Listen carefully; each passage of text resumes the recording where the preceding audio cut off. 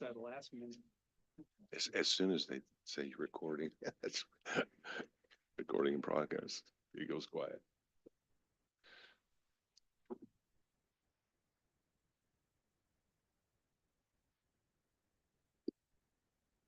Good afternoon. I'd like to call to order the Community Transit Board of Directors meeting for October the 2nd, 2025.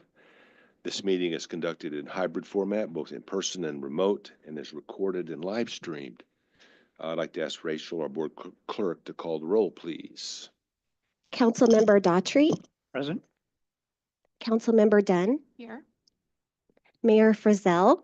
Present. Labor Representative Julian. Present. Mayor Marine. Here. Councilmember Merrill. Here. Mayor Nearing. Here. Councilmember Strom Peterson. Here. Mayor Roberts. Here. And Councilmember Schweddy. Present.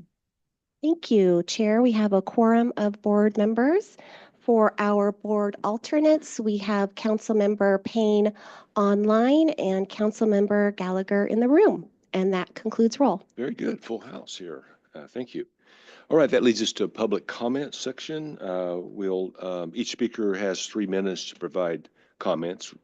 Remarks must be relevant to community transit services, programs, projects, or activities. We start with the in-room comments.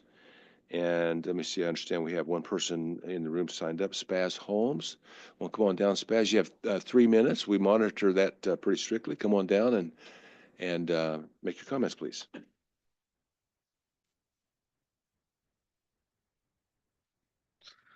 Hi guys. Hello. How's the board doing today? We're good. It's a pleasure to meet all of you guys. I would love to stay in contact and stuff like that. But today, I'm bringing to the attention of this board and everyone that's online, ADA discrimination, as well as federal transportation code failure, as well as stuff like that.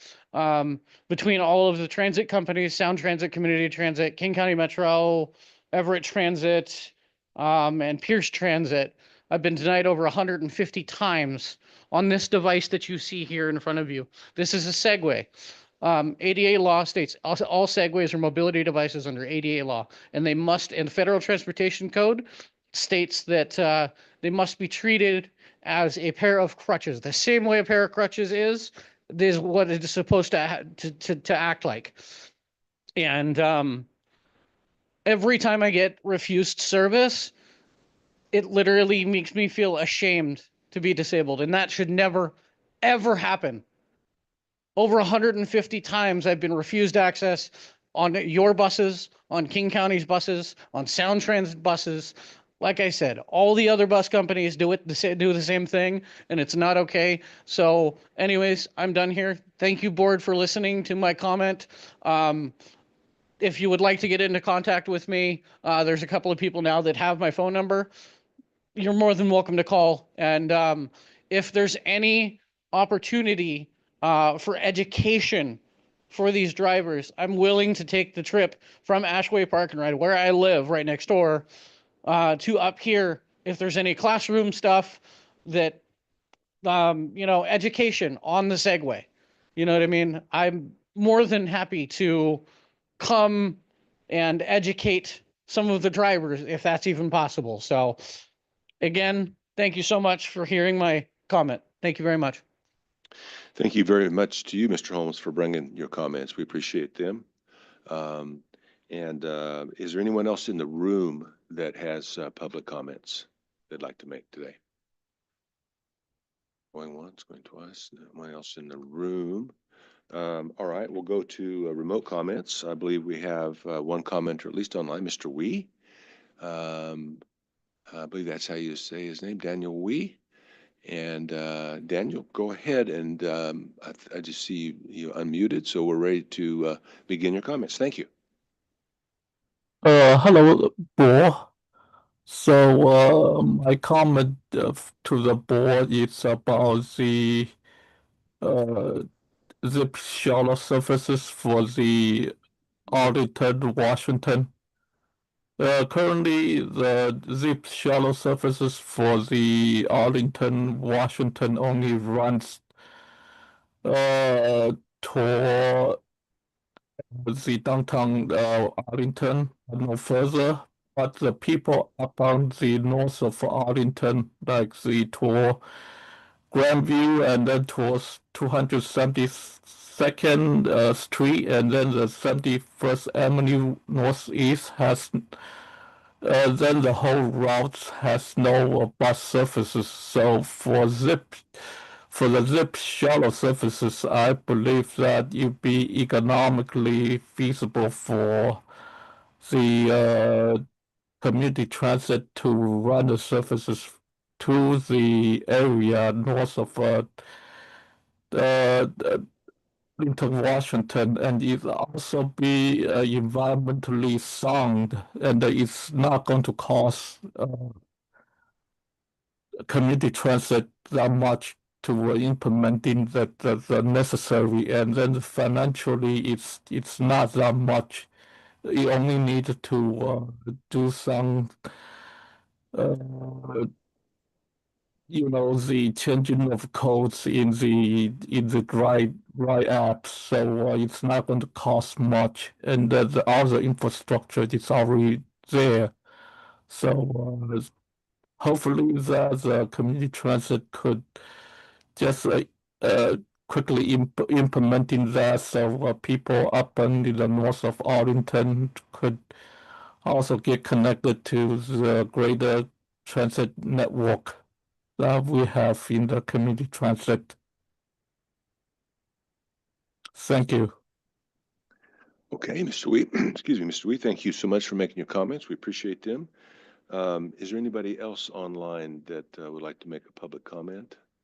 Don't see anybody online except, are there? If they are, they can raise their hand. Looks like not. So we'll close public comments. Thank you very much. All right, on to presentations. Employee Service Award. Rick Elgin Fritz has got a very special one to present today. Awesome. Could I ask Rita Polardo to meet me up at the podium? Come on down.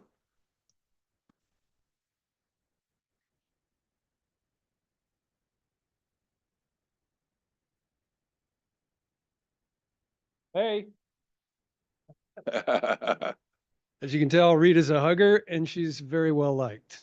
This is indeed a special one. They're all special, but it's special for me and special for Rita. Rita's one of the first supervisors I met when I started this job almost 5 years ago. And she was quick to show me some of the ropes around the old building and bring her New York sensibilities to bear as I was onboarding. So I've always appreciated that. But enough about me. Let's talk about Rita. She is celebrating 25 years as a community transit employee. 25 years. How about that? We have a little, yeah. Thank you. She's been a cornerstone in the employee development supervisor role for many years. She consistently goes above and beyond to support others, and she has earned the nickname Mama Rita throughout the building for her guidance, her ability to point people in the right direction. As I mentioned, Rita's originally from New York, and she began her transit career at the New York MTA before making her way out here, and we're so grateful that she did. She is the most recent recipient of the annual Dave Biddlecombe Award, which is an award that is given out by the supervisors unit to one of their own, voted on by her peers for outstanding service in the supervisor role. Dave Biddlecombe is a former community transit employee who was legendary as a supervisor and for whom this award is named. So to get that award, be chosen by her peers to earn that deserving honor is really quite something. She's received numerous team awards, excellence awards, commendations over the years. She's really made her mark here in her most recent turn as an employee development supervisor by becoming the voice of teaching, of counseling, and of coaching for coach operators who are out there every day and who are looking to hone their craft and to get better at what they do. So she's the person who helps coach operators really understand what customers want, what they need, what they're telling us, and how they can be more responsive as representatives of community transit out there delivering the service. So she really is that bridge between the supervisor unit and the coach operators. And we're incredibly grateful for that work. You've nurtured so many. When she's not doing that, she loves family. She spends time with her grandkids. She makes it a point to be there on the first day of school and enjoys chaperoning their field trips. She's actively involved in many of their extracurricular activities. I have a long list of Rita's awards and commendations on the back of the sheet. I won't read them all. I will just remark that they date back to 2008 through the Dave Biddlecombe Award, which was awarded this past spring. So Rita, congratulations on 25 years.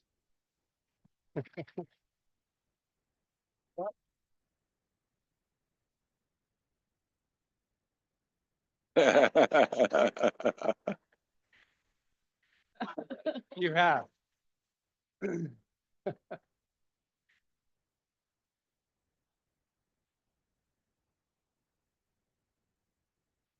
Awesome. You want to say a few words? I don't, I really don't need a microphone. Being from New York, I have a very loud voice. It's been a fun working here at CT. I've done many different roles. Started as a driver, did dispatcher.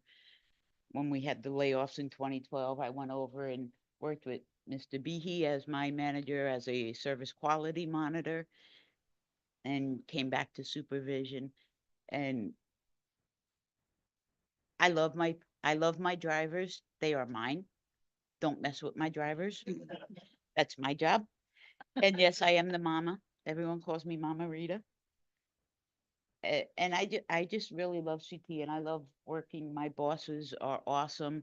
Rick as well. When I have an issue or bring something to their attention, they're very responsive, very nurturing, very, open. Um, I don't know. I think we just have a great team here at CT, and maybe one day I'll retire. Not yet, though.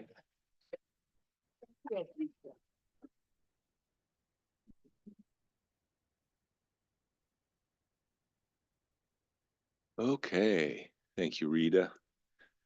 All right, CEO report. CEO Elgin Fritz, it's your turn to tell us a few things about the agency. Okay, moving on. Thank you. I have a lengthy report today that I will leave you to read at your leisure. I won't go over every single thing on here. A couple of things I do want to highlight, though. We had Congressman Larson visit the most recent meeting of SKIT a week ago, last Tuesday. He gave a report on things back on the federal front, and we were all speculating at the time about whether the government would continue functioning or shut down. I think the main thing that we learned during that discussion was he reiterated his commitment to continuing his work to advance legislation to reauthorize the bipartisan infrastructure law, and stated that irrespective of a government shutdown, he expects the House will act on a bill this year. So he's continuing to keep his focus on that important work of the House T&I committee. So that was great news, and we'll look forward to continuing to work with him on that. I would also flag that I was invited to brief the steering committee of Snohomish County tomorrow. Last week on essentially the agency's progress over the past couple of years, with a particular emphasis on the network restructure, the expansion of the ZIP service, and of course the work we're doing right now on the Gold Line to develop that project, and that was all very well received. I'm going to skip down to the federal section there. As we all now know, we're in the midst of a partial federal government shutdown. You probably saw my note yesterday, just reiterating what I transmitted then, that our service for now is unaffected. That's because Federal Transit Administration and Federal Transit Administration programs are funded out of the mass transit account of the Highway Trust Fund. And that is not subject to annual appropriations. So we're able to continue functioning for now. We're obviously very interested and concerned about the FY26 appropriations process, so we will be monitoring that very carefully and staying engaged with our delegation as we go forward. On the state level, I mentioned last month, and I'm continuing to meet with legislators in preparation for the next session of the legislature. We will have our draft legislative agenda for the next session coming through the executive committee and to the board in October and November. I wanted to flag one issue in particular. You may have seen some news recently about a couple of unexpected provisions from the recently enacted state budget that have sales tax and tolling implications for services that previously were exempted from those, and that includes some of our services. So we're in the midst of evaluating the implications for that, and it's possible that that'll find its way into our legislative agenda. So once we run down the implications of that, we'll circle those findings back to the executive committee and into that process. Also wanted to flag, we ran another bus bridge for Sound Transit. Looks like Jim left the building, but while we were in Boston at the APTA conference a couple of weeks ago, the light rail system went down again temporarily, and so we activated a bus bridge, I think for the fourth time. Yeah. So just to give the board a sense of what that means, it means reacting to a short-term request to get more service out on the road that isn't planned for that day. Wow. And so, you know, the maintenance team, the transportation team, everybody scrambles to find fleet and to find staff to get service out on the road to pick up rail passengers who may be waiting for a train that's not going to come to a light rail station down the line. And so we did that successfully and transported, again, hundreds of people to the ends of their trips. And I just wanted to shout out the transportation team and the maintenance team for making that happen. It's great work and shows what we can do under pressure when the emergent issues confront us. So we'll continue to work on that and be there for Sound Transit, and we'll also continue to encourage them to do everything they can to keep their system up and running. Couple other things to flag real quick, and then I'll wrap it up. We have Swift Gold Line public engagement results coming to the board at the next workshop, which will be October 23rd. We'll be reporting the results of what we've heard from the surveys we've administered and the various public outreach activities that we've been running here for the past month. We've got a lot of feedback, and so we're looking forward to sharing that and talking with the board about how we'll address that feedback in the next phase of design. It's also budget season, so we'll have our first biennial budget coming through the committees and then to the board as well at the October 23rd workshop following the Finance Committee meeting, which is October 16th. So we're excited to present that and go through that in detail. And then last but not least, I wanted to flag two fun things. We're now sponsoring the Everett Silver Tips. So we're finding another way to tap into another audience to promote our service and promote ridership. And we're also administering a youth art contest. So you had Natalie here a month and a half or so ago talking about the youth outreach program. We're launching that contest with 3 divisions, elementary, middle, and high school kids. To do art about transit, and winners will be eligible to receive a gift card and also have their artwork displayed around the building, the ride store, and other places around the region. So that's a lot of fun. So with that, Mr. Chair, I will conclude my report. Okay, thank you, Rick. Appreciate it. Committee reports. Executive Committee. The Executive Committee met on September 18th. Mayor Frizzell, Councilmember Daughtry, Councilmember Merrill, and I attended. The CEO report, as the long version was just shared, was provided. And the next committee meeting is scheduled for October 16th at 11:30 a.m. And we'll turn to the Finance, Performance, and Oversight Committee. Mayor Frizzell. The Finance, Performance, and Oversight Committee met on Thursday, September 18th, 2025 in a Zoom format. Board member, Councilmember Daughtry, and I attended.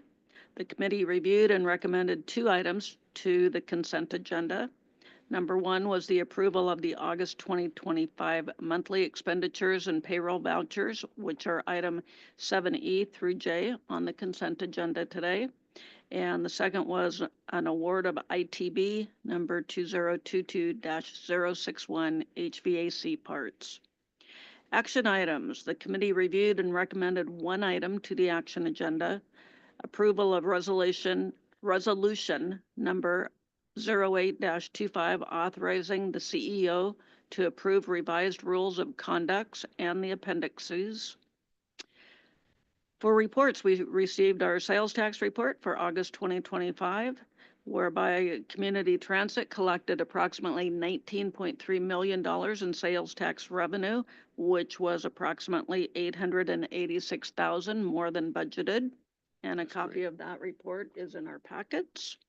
We also received our monthly diesel fuel update and report for August 2025, whereby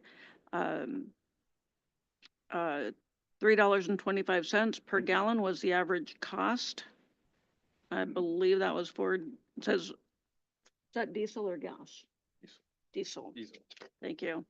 The amount budgeted was for 2025 was $4. So we saved 75 cents per gallon. The next Finance Performance and Oversight Committee meeting is scheduled for 2:00 on Thursday, October 16th, 2025, and you can all visit through Zoom. Thank you. Okay, thank you, Mayor Frizzell. And Strategic Alignment and Capital Development Committee, Councilmember Merrill. Yes, the Strategic Alignment and Capital Development Committee meeting was held remotely over Zoom on September 19th at 9:00. Meeting was attended by Mayor Marine, Councilmember Dunn, Councilmember Schweddy, Labor Rep Julian, and myself. The committee reviewed and forwarded one consent item to today's agenda. Award RFP 2025-100 task order, customer and employee transit facility study.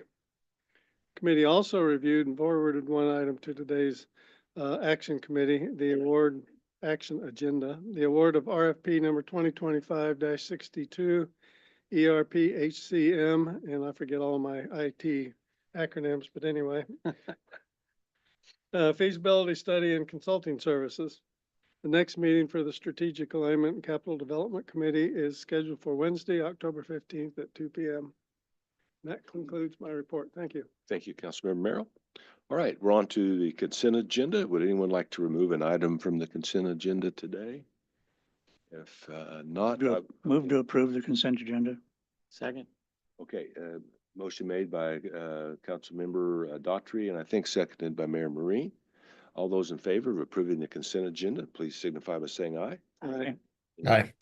Any opposed? Thank you. It passes unanimously. Thank you. All right, on to action items.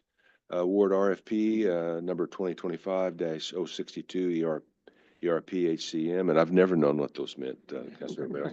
Feasibility study and consulting services. Anju Greenhouse is going to come tell us all about it. Good afternoon. For the record, Unju Greenhouse, Chief People and Financial Officer. I am here with Sarah Reeder today, who's going to tell you all about our ERP system replacement feasibility study recommendation.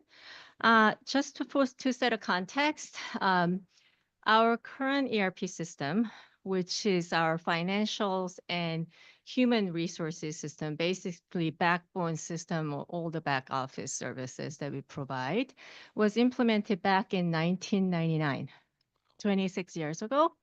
So back in 1999, we implemented a system under the fear of Y2K bugs. Remember those? I always wonder, was that actually a real thing, or was that just the world fear of IT sales gimmick? Anyway, a side note aside, but just to take you some time travel, back in 99, popular technology was like Nokia cell phone that was not even foldable. The landline modem was really popular, and it was just completely different day. So we've obviously kept up our system with upgrades and other advantages we could take for the last 2 decades. However, we have currently living with an on-prem system, which means we have a server on site. A lot of things were implemented based on 90s processes. A lot of modules do not talk to each other. Therefore, if requires a lot of manpower to do the work that we need to do, produce quality financial and employee data that we need to make a business decisions. So this is why we are trying to conduct feasibility study so we can move us into a modern ERP solution. A lot of them are cloud-based SaaS solution that is regularly updated, and you don't need a lot of manpower to be able to do that.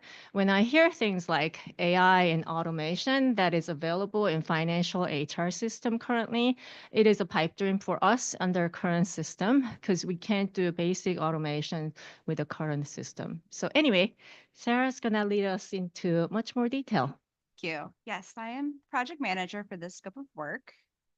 And I just kind of give you an overview a little deeper of where NJU started. So we can no longer meet the organizational needs by creating challenges and efficiencies, disparate systems, manual workarounds that are really leading to these different efficiencies and stability problems. One of our biggest gaps is reporting and analytics. So we can bring in third-party systems and tools to make PeopleSoft work better. But these are everything that's overlaid or add-ons to our existing system. They're not integrated into the tools that we have. And they're not offered through PeopleSoft. So they are options that we go out and purchase separate from this. Cloud solutions reduce maintenance effort, stay continuously updated, and are vendor hosted. They provide greater efficiencies and reliability. In contrast, PeopleSoft requires extensive custom development, outside support, which increases cost and creates ongoing IT dependencies. So to address these issues, a comprehensive ERP replacement is essential to modernize options, reduce errors, and ensure long-term organizational resilience.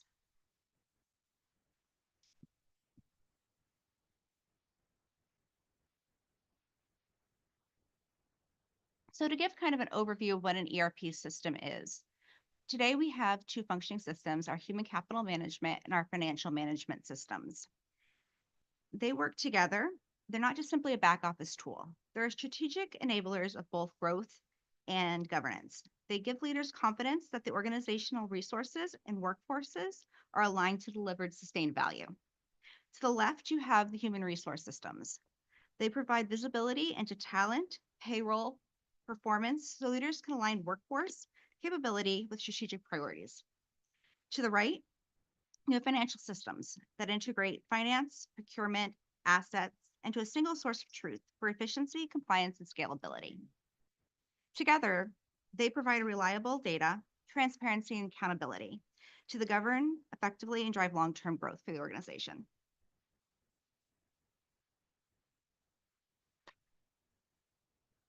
So each side of the house faces different challenges and some similar ones.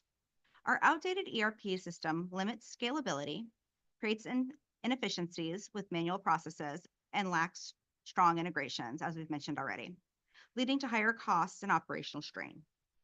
Critical business workflows operate outside the ERP and lack integration, creating inefficiencies and preventing automated work, streamlined processes, and improving performance. Very limited.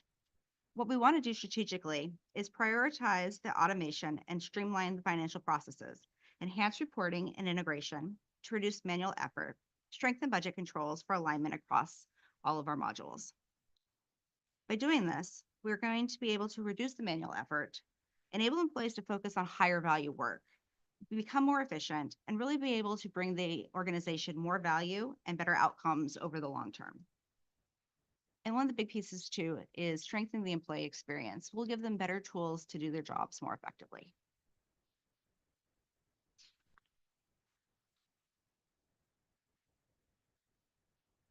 The HR process is also fragmented. It's very manual and paper-based. It's creating inequitable access for our employees and reducing efficiencies.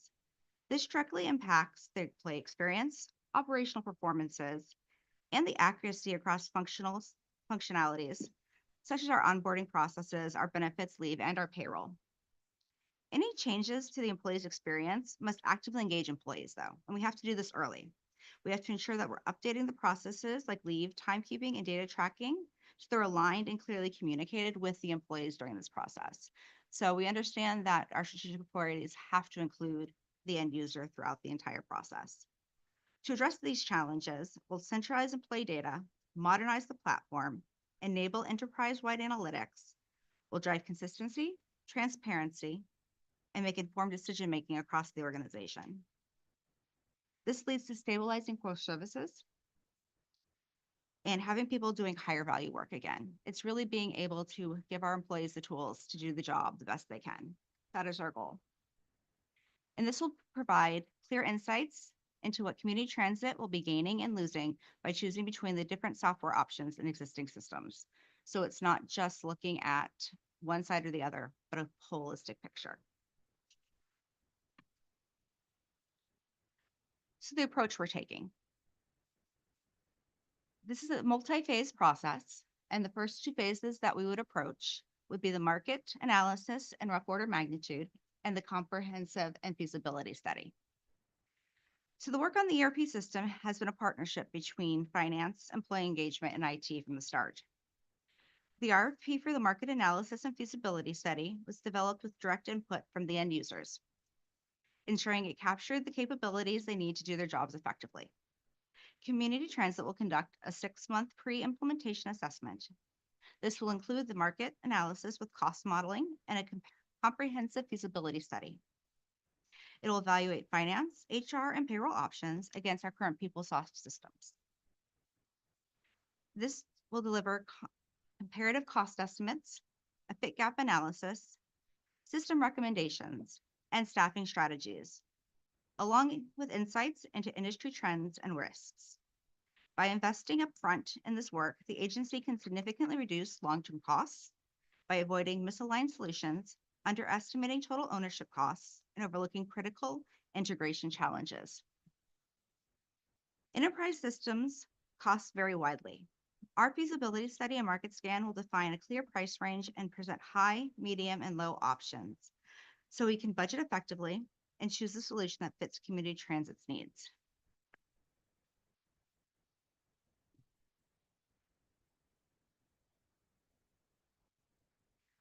Our timeline for this project would be approval this quarter, and then immediately starting to kick off right after. The study will be completed in Q2 of 2026, and we would hope to return to the board with a technology procurement approval at the end of next year, so we could start work on improving our systems and getting the right tools out to our end users.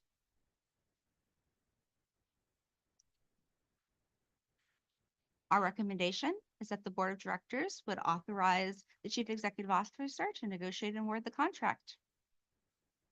Any questions for us? Okay, board members, questions? Councilmember Merrill? Many.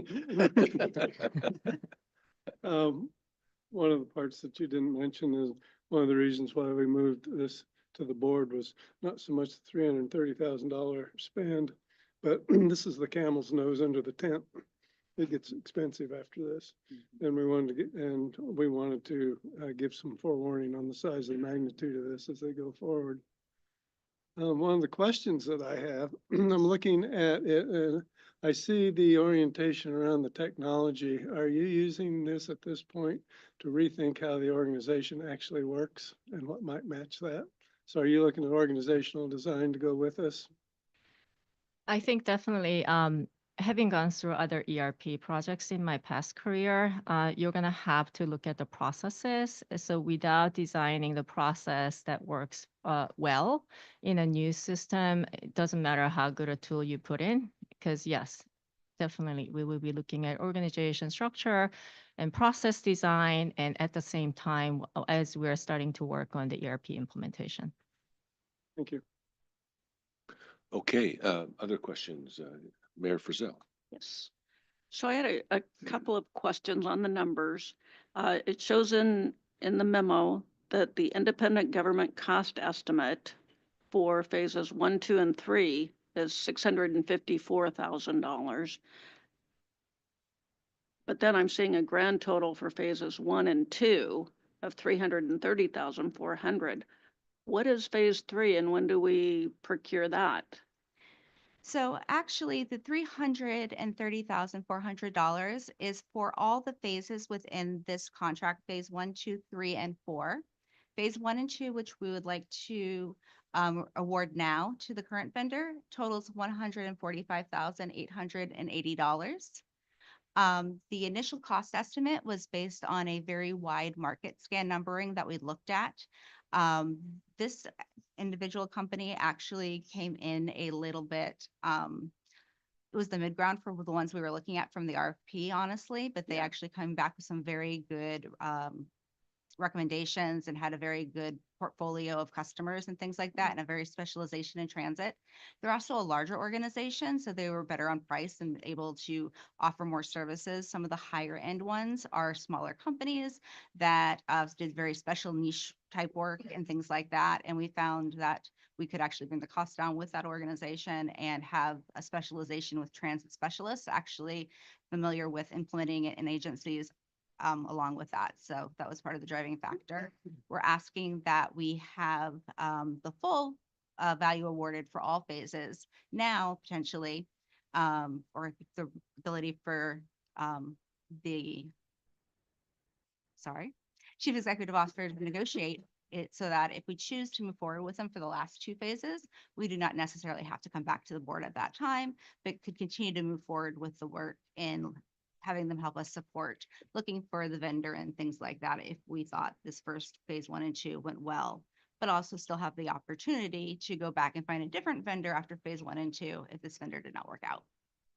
Okay, so we're just awarding for phase 1 and 2, and it wasn't that Barry, Dunn, McNeil, and Parker left $330,000 on the table, right?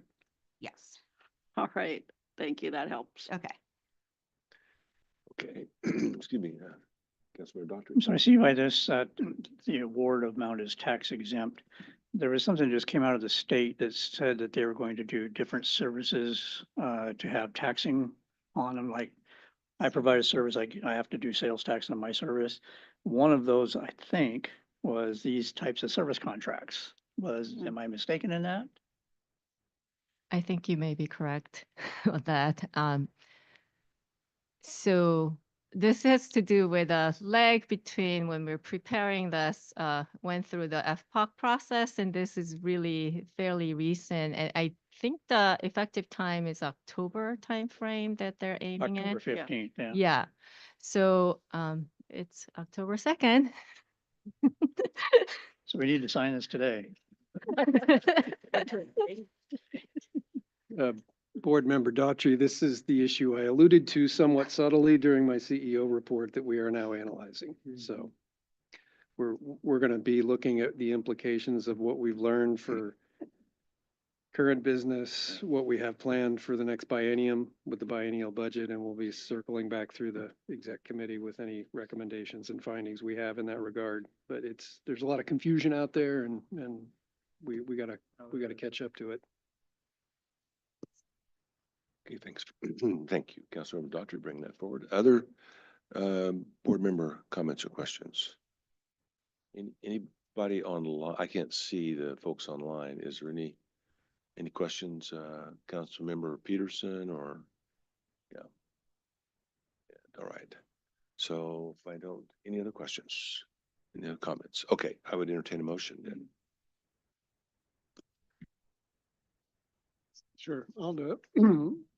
I move that the Board of Directors authorize the Chief Executive Officer to negotiate and award contract RFP 2025-62 ERP/HCM feasibility study and consultant services to Barry, Dunn, McNeil, and Parker LLC for a not to exceed amount of $330,400.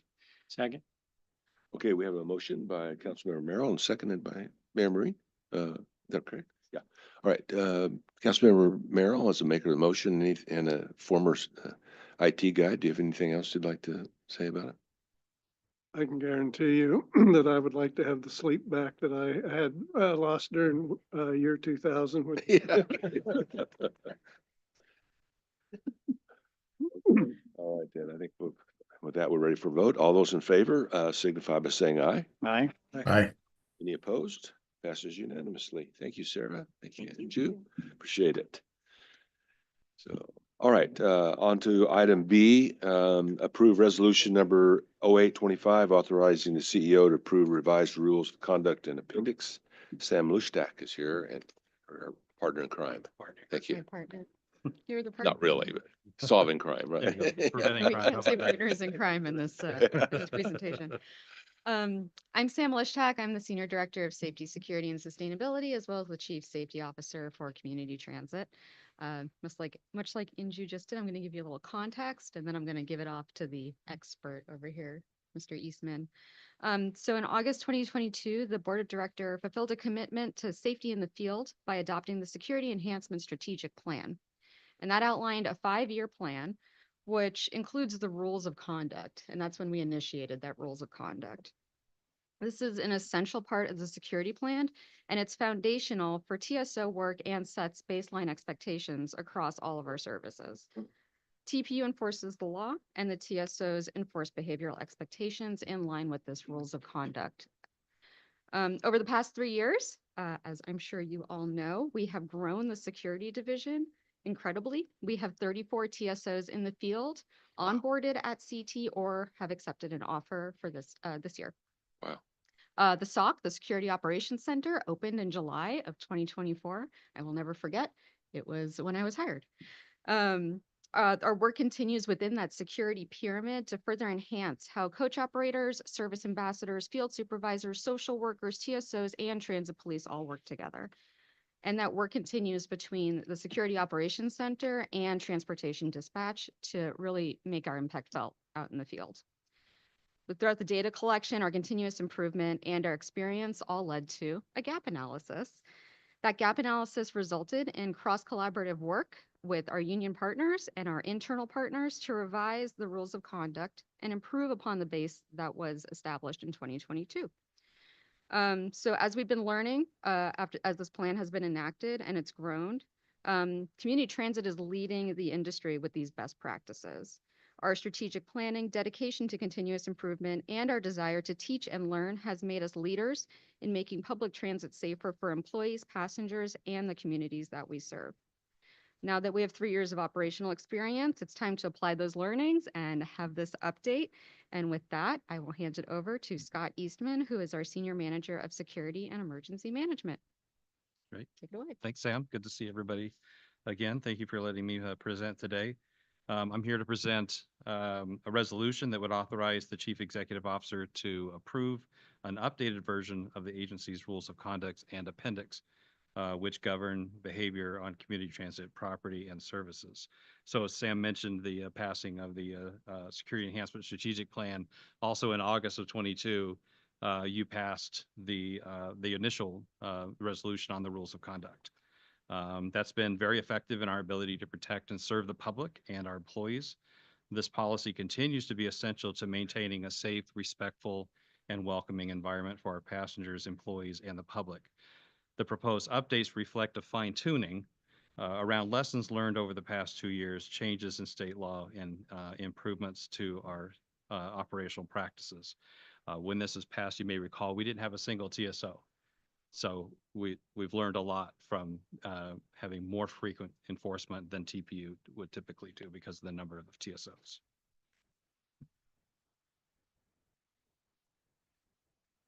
There we go. Nope. Great. This resolution before you, resolution number 08-25, does 3 key things. First, it authorizes the CEO to formally approve the revised rules of conduct and appendix. Second, it incorporates updated language that reflects both operational experience and recent legal changes, most notably new state restrictions on weapons possession at transit facilities. And third, it reinforces our agency's commitment to fair, consistent, and lawful enforcement of behavioral expectations across our system. These updates build on the foundation established in 2022 when the board originally passed resolution 15-22. So there's 3 primary reasons why we're bringing these changes forward now. First is legal alignment. The new policy brings us into alignment with state law by clearly identifying weapons possession at a transit station or bus stop as a level E violation. Second is operational improvement. Over the last 2 years, we've gathered a valuable insight into how the rules of conduct are applied in the field. These updates reflect what we've learned. refining how we document incidents, clarifying roles and responsibilities, and formalizing the involvement of our embedded social workers. Third is fairness and due process. The revised policy enhances rights of individuals by outlining when notice, education, and opportunities to comply should be offered before enforcement actions are taken. It also improves transparency around the appeals process and clarifies when enforcement discretion can and should be used. And in your packet, you should have received a copy of the red line version. So let me highlight some of the most significant changes you'll find in the updated policy. We've updated our new due process language to ensure individuals are provided proper notice, a reasonable opportunity to comply, and clear information about how to appeal exclusions unless they leave before the exclusion can be issued. So there are times when they aren't going to stick around long enough to get the paperwork, Right. but we do our best to make them aware of their rights to appeal.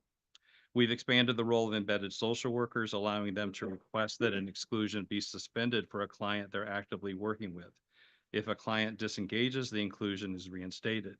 If the social worker's engagement is successful, the exclusion can be expunged. However, this does not apply in cases involving felonies, physical assaults on employees, or incidents involving weapons.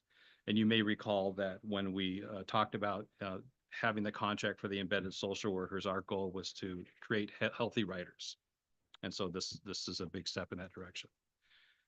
We've clarified when warnings, temporary denial of service, or exclusions are appropriate. For example, a temporary denial of service now applies only to the specific coach where the violation occurred and may extend for the remainder of that operator's shift. We've also enforced the need for thorough documentation. All enforcement actions, including receipt requests, exclusions, and denials of service, must be properly documented and submitted to security services so they can be tracked consistently across the system. Finally, we've updated the exclusion matrix to ensure enforcement steps are progressive and proportionate. This includes new classification levels for specific offenses. So let me take a moment to walk you through how the rules of conduct classify violations. The policy organizes violations into 8 levels, A through H, ranging from minor policy violations to the most serious offenses involving violence or weapons. Level A covers minor transit-specific policy violations. These might include things like somebody putting their feet on their seats or eating in a restricted area. Level B addresses public consumption of alcohol, tobacco, or marijuana, behaviors that are disruptive but typically non-criminal. Level C relates to fare evasion, which includes progressive responses ranging from warnings to exclusions with the possibility of monetary infractions. Level D escalates the possession of use of controlled substances where we begin seeing this is where we start to see longer exclusions. Level E captures misdemeanor level crimes and more serious transit specific violations. This includes behaviors like possession of a weapon at a transit facility, which is now classified here based on recent legal changes. Level F involves violations against people or property, such as racial slurs or verbal threats. Level G represents serious violations against persons or property, and this is often involving aggressive or threatening behavior that is more severe. And finally, level H is reserved for the most serious conduct, felony violence towards another person that results in injury, including an assault on a community transit employee. Each level comes with graduated scales of consequences, so the exclusion period increases with repeated violation, but always allows for discretion and proportionality. So this slide just provides a few examples of the updates we've made to the violation classifications levels in level A of the rules of conduct. We've taken careful case-by-case approach to reclassify certain behaviors based on the severity, frequency, and impact on safety. Adjusting the outcome of a violation so that it's more appropriate to the misconduct will result in clear responses to violations and a potential reduction in repeat offenses. So here's some of the notable changes. Racial slurs directed towards others are now designated as a level F violation, emphasizing the harm these actions cause in a public setting. Use or possession of controlled substances is now classified as a level D violation. These are all, by the way, that you can see they were all level A's. So they're fairly low level offenses under the former rules of conduct. Impersonating a transit employee which undermines public trust and operational control is now classified as a level E offense. Trespassing in violation of a CT issued exclusion is now a level E offense. Weapon possession at a transit station or bus stop is now a level E violation. And that again is based on changes to state law that you might be aware of in RCW 941-300. And then felony assault of a community transit employee. This was previously grouped with other general assault, but is now clearly defined as a level H violation, which means that it carries a 5-year exclusion for the first offense. Each of these changes reflect a balance between protecting individual rights and maintaining a safe, respectful, and functional transit environment. These classifications help guide our TPU deputies and TSOs in taking measured, appropriate actions based on the behavior they observe. So one of the most important values reflected in this revision is the principle of education before enforcement, particularly for less serious or lesser known violations. The policy encourages staff to use warnings and verbal education when appropriate, especially for first time or non-threatening behaviors. Enforcement should always be proportionate to the incident, and decisions must be guided by both consistency and discretion. This approach helps prevent unnecessary exclusions, supports community trust, and makes space for supportive interventions, especially through our partnership with our embedded social workers, which can help address underlying behavioral or social service needs. So in closing, this resolution represents a necessary and well-considered update to our agency's most critical policies. It provides clarity, strengthens fairness, aligns with current laws, and incorporates the real-world experience of our staff and partners. I respectfully ask the board to approve this resolution authorizing the CEO to approve and implement the revised rules of conduct and appendix. Thank you, Scott and Sam. Are there questions? Okay. Councilmember Daughtry. How often do we foresee going back into this and looking at it over again? I think a document like this needs to be a living document because we're always learning, and changes in society tend to come up and changes in behavior. And I think we want to be flexible. You may have read in the resolution that minor changes, maybe just for clarity, the CEO would be authorized to change, but we would come back to you with any substantive changes. I'm not anticipating. I hope we did a good job on this update. So my hope is we won't have to do that for a while, but I remain flexible. Well, other than taxing and federal funds and things like that, there's other things happening at the Department of Justice that are going to be probably changing this pretty rapidly, just on constitutional under Amendment A or Amendment 2. So that's going to be a problem, I think, the way it's coming. They're throwing out all kinds of stuff that the states have done. Okay, Councilman Daughtry, thank you. Councilmember Sweaty. Yes. I would like to know how are you or Community Transit getting the rules of conduct out to our riders, including 18 and under? Because there's a lot. I mean, how many pages was there just in here? Yep. And I sure know we're not out there handing out 30 pages of brochures to people. So how are we getting some of the information out? Yeah, it's a challenge. So I'll give you 3 things that we're doing. One is we want to look at the pamphlets that we have on the coaches that gives give some of the higher level, not all of the violations. The other one is we'll be updating the rules of conduct on our website, so that's available to the public. And then I think the other thing is the reason that we want to do the notice and opportunity to comply is for those things that most people wouldn't know. I'll give you an example. It's not one that I love, but having to have a muzzle on a dog. I wouldn't have, if I didn't know anything about CT, wouldn't have guessed that that was a thing, right? And so if somebody came on and they did not have a muzzle on their dog, we have the opportunity to inform them of that rule and then give them an opportunity to comply in the future, as opposed to just hammering them for the first time just because they didn't know any better. So I think that's the case for a lot of these very transit specific. Now, where that notice and opportunity is not so much is if you're doing something that, if it were investigated by law enforcement, would be a violation of law. We don't feel like we have to do a lot of notice ahead of time or education, because most folks would be aware that that's not okay.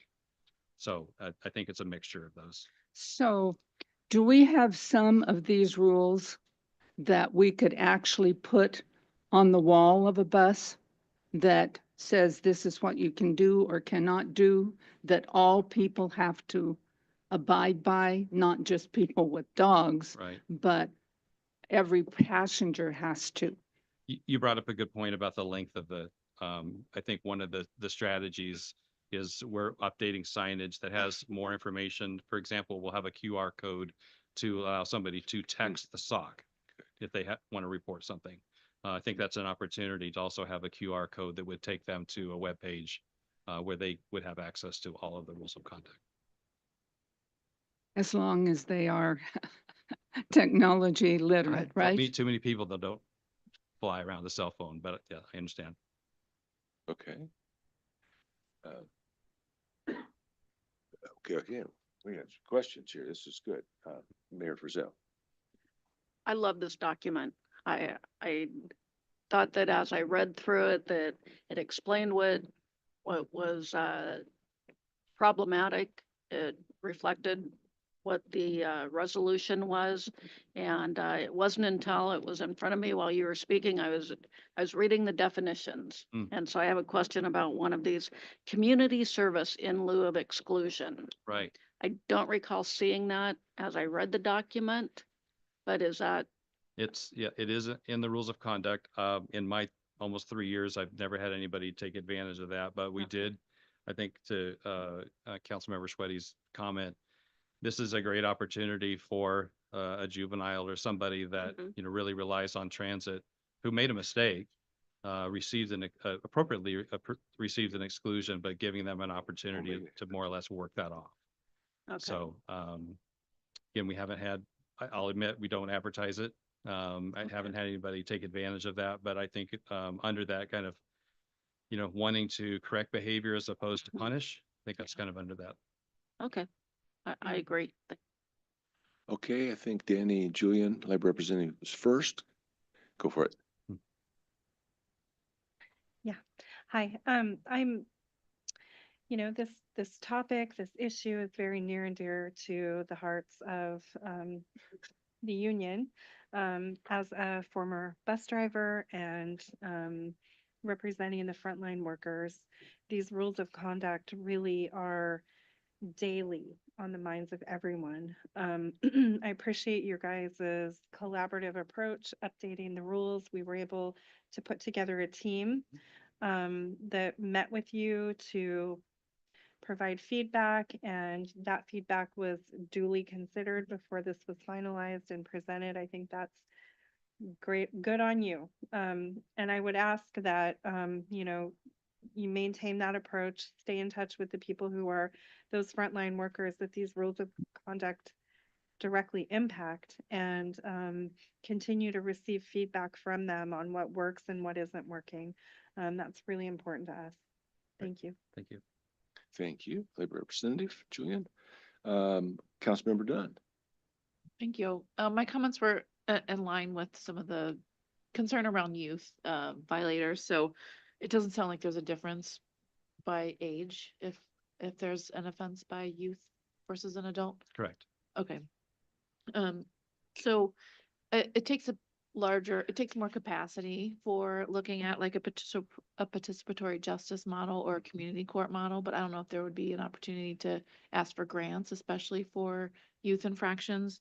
So looking at consequences like community service or apology letters, things like that, that would offer a different model from some of the punishment. So would just encourage looking at maybe if there's opportunity for a second review or grants for doing some of that, there's some good models for community court that we've been looking at in the county. So just wanted to share that and appreciate the document. Yeah, I appreciate that. I should have clarified even my answer to you because while there is no difference in the maximum, if you will, exclusion period and things like that, baked into this is a lot of discretion. And I think that's where the TSOs have a more, there's nothing in here that says you will issue a 30-day exclusion for this violation. That's not how we operate. So I think taking youth into account and other circumstances, we take life circumstances. It's part of our baked into our values. It's taking a more holistic approach. All right. Councilmember Merrill. Two questions that are kind of adjacent. We've touched on them. So you talked in here about chances in there, and how do we track violations from first to second to third, and then who makes the how do you go about making the determination of what level that is out and who makes that decision? So first, we track them in our CAD system. So you may have heard us talk about CAD RMS, and so we track all of our contacts in there. We can track people. We have contacts in. They're called contacts within the system, and it's just as simple either looking it up themselves or asking the SOC dispatcher to look somebody's record up, and they can see how many times they may be given a warning or how many different offenses. If they're currently excluded, that sometimes factors in as well. And I'm sorry, the second part of your question. I was wondering what layers we might have here for review and escalation on consequences within CT. Yeah, I think that I now remember the original question was like, who makes that determination? So the TSO in the field is making their determination based on the information that they have. So there are times when we give a lesser consequence because we're not aware of maybe prior history. But they have a matrix that you may have seen in the policy that they can use. So they have a maximum number of days to be able to add based on the number of offenses within the last year and also the seriousness of the offense. And I hope, please tell me if that didn't answer your question. Close enough. Okay, sorry. Thank you, Councilmember Merrill. Let me see. Any other questions on the dais? Councilmember, Doctor, go ahead. So to add to that, putting both of them together from Megan and Councilmember Merrill, you said that the SCOs are the ones that make that determination. Is there no higher level that looks at anything for longevity of a person that is going against our rules? So I mean, all the decisions are reviewed and they have the right reports justifying their actions, and so there's a review on that. We're trying not to get outside of the policy because that's what you've approved and kind of go above and beyond, if you will. So if you can think about state law having a maximum number of years you can get, we don't have a version of that like an exceptional sentence. I do have written in here the discretion to go up to 15 years, but while I've never had to do that, my predecessor never did either. My understanding is that would be for somebody that maybe committed a homicide or something like that. So but normally we're trying to stay within the boundaries of the policy. Okay, thank you. I'm going to go to an alternate here. Councilmember Payne, you had a question? Yes, and I appreciate all the other questions that have come before us. A couple of things come to mind. I hope that we will get a chance to see how the data that you've collected, a year from now, to see how this looks. And so I assume you are tracking these things for a report. We do, and we actually provide Finance Performance and Oversight Committee a quarterly report Okay. on our enforcement, and I believe that's shared with the council at some point. So I would look forward to Oh. that. We have another one coming up soon, I think. Okay, later this excellent. month. All right. And as a part of the data that you do collect, do you to make sure that um, that we're tracking for bias, are there ways to collect data that show, the sort of some of the characteristics that might be people who suffer more from bias discrimination? Are we tracking any of those sort of characteristics when they get pinged for having a violation? So we do collect data on the offenders, what we can, what they are willing to provide, or what we are able to determine visually. And so what we have admittedly not done is done a review to see if there's any inherent bias in that data. I think that's due. Okay. Is there an internal group to the CT? I don't know these questions, these answers, so I'm asking them. So I come to this with a whole lot of curiosity.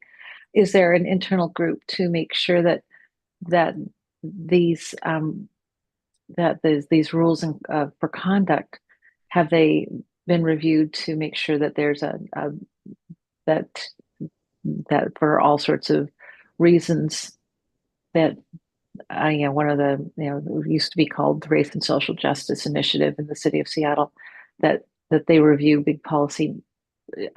I've looked at this. I think it's solid, but has there been an internal review by maybe an internal group to offer internal expertise on bias? I'd have to think. We've been working on this for almost a year, and so I believe we had our DEI team look at this at one point. It's certainly been reviewed by. We have a security emergency management working group, which consists of managers and directors that looked at this. Again, Danny mentioned about working with the unions. It's seen a lot of eyes, but I think that's an important lens that I appreciate you bringing up. So it might have gone to your DEI group as well. I'm here for review. Yeah, we've got some hands in the back of the room. They're saying, yeah, so. Okay. I can't see the back No, of the you room. can't see Okay. it. Yeah. So I think we're good there. All right. Okay. Thank you very much. Thank you for answering the questions. Yeah. Okay, Councilmember Payne and Mayor Marine finally. Thank you.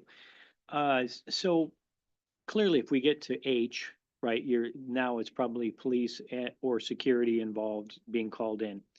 But is it on the lower levels, the A through D or what have you, is there kind of, I didn't see anything written in there, but is it discretion of the driver? Some may feel more comfortable, right, interacting, and so that's what how does that play out? Yeah, I mean, that's a good point. So we are, in some ways, we're dependent on incidents being reported to us. And so I think you bring a good point that a coach operator could use some discretion as to whether that behavior is something they want to report or if they're just going to let it go.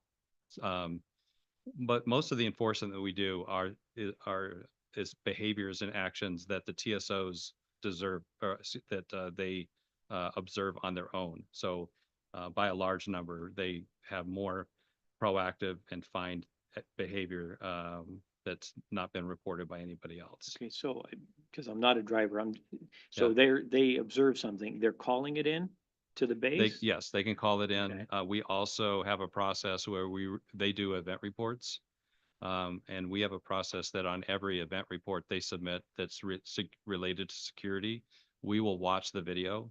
We'll write a report, document what happened. We'll try and identify the person, and we'll look for them and we can issue an exclusion Yeah, later. because you if got it's the cameras, appropriate. but, Yeah. but at no point are they saying, I'm sorry, you can't smoke on the bus or whatever the infraction is. Are they saying anything or they're just reporting and letting it go? That it's really their discretion. That even in the rules of conduct for some of those minor things, there's an expectation that again we're educating and giving people a chance to comply, but they can call that in if they would like security or transit police to respond. Okay, thank you. Yeah. Okay, I have a quick question, Scott. Sure. It's probably not one that's just on the mind of everybody here, but impersonating a community trans employee, what does that look like? I can only give you one example, and it was somebody that dressed up and presented themselves as a security officer As a and security started officer? kicking people off of a coach. Oh, I'm glad I asked. Yeah. So that's the only Glad- one that I'm aware glad I of, but asked. that's pretty frightening. Yeah. I suppose it could just be somebody that, that showed up someplace and they're Yeah. wearing a blue shirt that looks like CT. Yeah, So, yeah. So they don't get behind the wheel and start trying to drive it so far. well, we have, people have gotten behind the wheel, but we haven't used that as the Okay. All right. violation. I think we're closer to Great. attempted theft. The CEO has a question he wants to ask. Not a question, no, just a couple of comments and observations. First of all, I want to thank the board for this fantastic engagement. Yeah, that's good. This effort has been a couple of years in the making, as Sam and Scott indicated. It's based on our learning. It's based on our interactions with our employees. It's really foundational to our commitment to providing a culture of safety and security that is noticed and felt by our employees and our customers. And so I appreciate the level of attention and care that you're giving to it. And just listening to the questions, a couple of things to build on. Kim, you mentioned things at the federal level that may or may not be happening. I just wanted to reemphasize that we are always working to be in compliance with state and federal law. If there are changes, we are working with council and assessing those and making sure that we're updating as needed. So if there was a change in a state law or a federal law or both, that would be a basis for updating the document.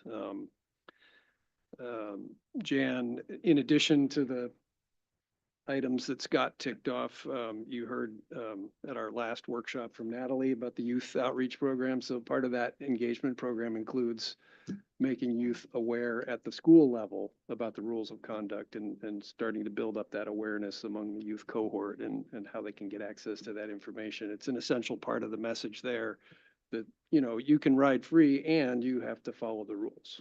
So that's. We do that with senior centers when we go to a senior center to help them figure out how to ride the bus and everything. I will find out. Okay. We certainly spread that message about what we're doing to provide safety within the service. And then Susan, I just wanted to confirm for you, since you couldn't see into the back of the room, that yes, our DEI office, when this was originally drafted 3 years ago, was very much involved. And the current PEC staff has been engaged in vetting these changes. So, very important issues that you raised, and this product reflects that work. So anyway, I didn't mean to prolong the discussion, but I wanted. No, thank you for the update. That's great to know. It's great discussion. Thank you. And so I would entertain a motion then. I move that the Board of Directors approve resolution number 0825, authorizing the CEO to approve the revised rules of conduct and appendix. Okay, motion made by Mayor Marine and let me see, seconded by Tom Merrill. Any other discussion on this matter? I think we'll just vote on it. All those in favor signify by saying aye. Aye. Any opposed?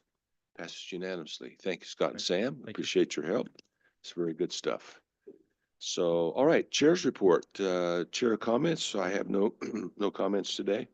The quarterly board workshop is scheduled for Thursday, October 23rd at 3 p.m. Be here or be square. The next regular meeting is scheduled for November 6th at 3 p.m. And we'll have a little more information about our status as elected officials on that day, I think. So thank you. No executive session, and we'll go on to board communications, and we'll start with Councilmember Daughtry. Thank you. Myself and Councilmember Schweddy attended a PSRC community meeting that we held here in Snohomish County a couple of weeks ago. It was on the 18th. That is one of 4 that had been done, one in Pierce, one in King, one in Island County, and one here in Snohomish County. We were the last ones, I believe. What that was about was the PSRC Transportation Policy Board is now going over what we're going to do for trying to backfill $77 billion of different projects throughout the region, the 4-county region, and what are we really going to do about that? So what they were trying to accomplish is to get the community input for 4 different variables or variations of how we might go about that. The Transportation Policy Board had already done a straw poll on the 4 variations, so we kind of knew where this was kind of going.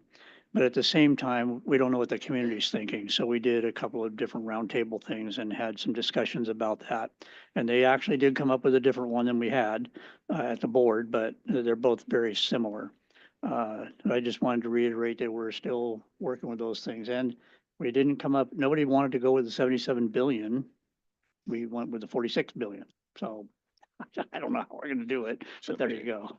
So, okay, Councilmember Daughtry, I should have mentioned we have no executive session today.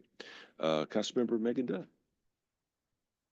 Thank you. I just want to mention I'm also participating in the Week Without Driving. So I took the bus here.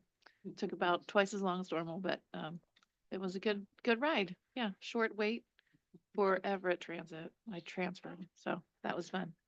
I got right on CT. No worries. I should mention our CEO is also participating in that. Yeah, that's what he said. But he had a Charlie horse when we had breakfast the other morning, so it's a little rough on him. Mayor Frizzell. I just wanted to appreciate all these people in the room today. Makes us feel pretty special up here to have so many friendly faces. So thank you for being amazing CT employees and joining us today. And remember to vote November 4th. Especially if you live in Linwood, right? That's pretty much the way that works. Yeah, Labor Representative Julian. Yeah, I'd just like to reiterate, it was good collaboration working with Sam and Scott. As you guys know, assaults are on the rise. We recently had a stabbing for one of our brave TSO members out in the field. We take it really seriously. They're all doing really great work out on the front lines, and it's encouraging to have an open and collaborative relationship with the people who are in charge of safety and security at community transit. So I appreciate your work. Thank you, Danny. Mayor Marine. I don't have anything. You're kidding me. Okay. Councilmember Merrill. Yes, I did go to the APTA conference in Boston. And what I'm reporting here is I promised I'd bring my wife back something, so I brought back a cold. Yeah.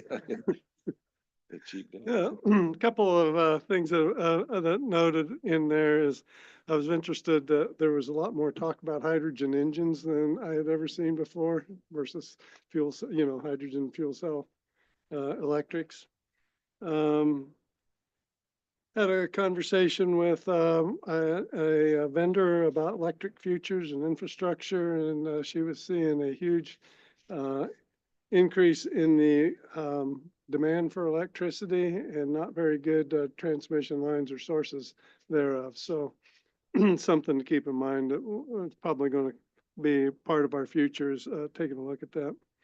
Talked to the folks about the new Excella trains that they put into service between Washington, D.C. and Boston, 160 miles an hour for about 30% of the distance, because the rest of it's freight track and they can't run that fast. But they are very nice trains, and so that was interesting to go and see those. Joe and I went down and visited the train at the station, and then well, a lot of what I saw this time had more to do with trains than actually buses and light rail. But there was some talk about the future of driverless vehicles, but it was all trains, and the gold standard at this point was Vancouver.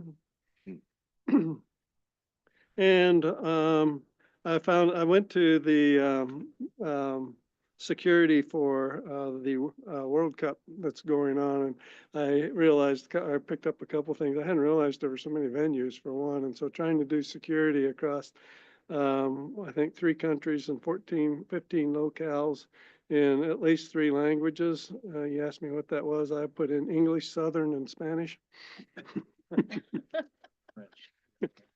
French would be the other one. But anyway, it was just, it's a totally different thing. And one of the interesting things that caught my eye, caught my interest on that is one of the locales that had a World Cup, a Junior World Cup in there said, we have to retrain our security people because the audience that goes to the World Cup is not the same audience that went to the Super Bowl at that same locale. It's a whole different world to have to navigate in there. So just little things like that. No big, no real other things I think to pass on without more time. But anyway, it was very interesting to be there. And as you can imagine, traveling with Joe Marine on a day off was interesting also. Yeah, all the great jokes. Yeah, both of them. Yeah, that's right. So, So- Mayor Neri, Nothing to add, thank you. nothing to add. Okay. I think Councilmember Peterson has left us. Councilmember Sweaty. I have nothing, thank you. And I think on our screen, Councilmember Payne, anything you'd like to share with us? Nothing today. Thank you for asking. Okay. Mike Gallagher is in, nothing from Mike. All right. Is there any further business for the good of the order? Not from staff. We will then adjourn the Board of Directors meeting at 4:20. Thank you very much.